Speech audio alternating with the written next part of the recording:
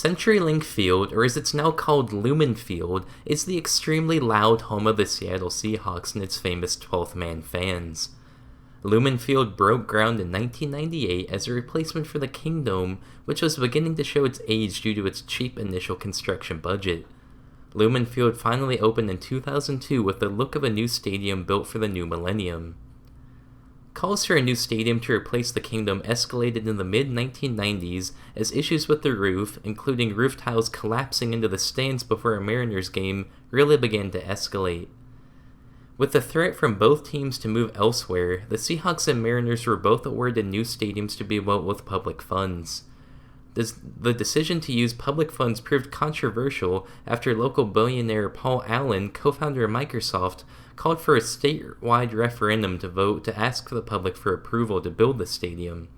Allen paid the nearly $4 million cost for logistical costs of the referendum, which sparked a lawsuit stating that since he would be the one benefiting from the referendum with the new stadium, that he should not be the one to pay for it. The lawsuit, though, was eventually tossed out. The Washington public voted and narrowly passed the decision with the 51.1% approving the construction of what would then be called Seahawks Stadium. A relatively modest budget of $430 million was set for the project. The public government would pay for up to $300 million for the project, and Paul Allen and his company First and Goal Inc., which he'd used to acquire the Seahawks, would pay for any of the rest of the cost and cost overruns. Architectural firm Ellerbe Beckett was contracted to design the new stadium. Paul Allen wanted to have the nearly 1.5 million square foot stadium complex to have an intimate feeling similar to that of nearby Husky Stadium, where the Seahawks would have temporarily moved when Lumen Field was being constructed.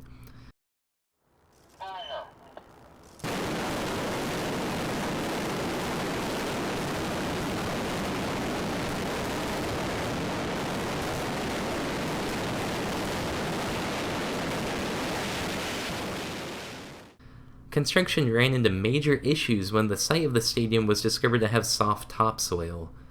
The stadium site was also the smallest of any new NFL stadium site, further adding to the constraints of the project. To get around this soft soil, 2,200 pilings were drilled deep into the bedrock to create a pier-like structure for construction to begin on. The stadium was also built into 8 separate but connected sections to improve stability in the case of an earthquake.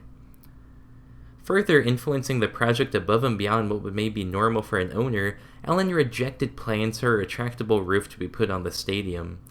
He wanted the stadium to have the best views possible of the nearby Seattle skyline. A compromise was made to partially cover the seats and allow the playing surface to remain open to the elements. The compromise allowed for 70% of fans' seating to be shielded from the rain, while still allowing as much open air and light in as possible. The stadium was truly built for multi-purpose large-scale events, with a capacity of 68,840 seats for NFL games and 37,722 seats for MLS games. The massive scoreboards at the stadium include an 84 by 24 foot board and another smaller 44 by 50 foot board, allowing fans to easily see every replay with ease. Despite all of the challenges associated with the construction of the stadium, it opened on budget and nearly a month ahead of schedule. Reception to the stadium has been nearly universally positive, with fans noting its unique fan experience and intimate atmosphere, just as Paul Allen had hoped. The only major changes to the stadium since completion were the addition of the new Toyota fan deck, which added nearly 1,000 new seats, and a large 12th man flag platform. The stadium's roof was also repainted from white to blue during its time. The 12th man fans and the overall intensity of the stadium was perhaps the most remarkable part of Lumen Field. For a time, the stadium held the record for the loudest stadium in the world at 137.57 decibels. For comparison, standing near a jet engine would be a similar intensity at 140 decibels. The intensity was so loud that in 2005, the Giants committed 11 false start penalties against the Seahawks. Giants GM Ernie Accorsi complained to the NFL and insisted that the Seahawks were pumping in artificial crowd noise over the PA system. The NFL concluded that the stadium was not using artificial crowd noise, it was just extremely loud. The Seahawks lost the record for the loudest stadium to the Kansas City Chiefs on September 29, 2014, when Arrowhead Stadium hit an astonishing 142.2 decibels. It's hard to say if that record can ever be beat, although I do have faith in Seahawks fans. Other intense moments at the stadium have caused nearby sensors to register mini earthquakes from fans yelling and jumping across after intense plays. Perhaps the most famous of these was on January 8, 2011, when Marshawn Lynch had his famous run called the Beastquake.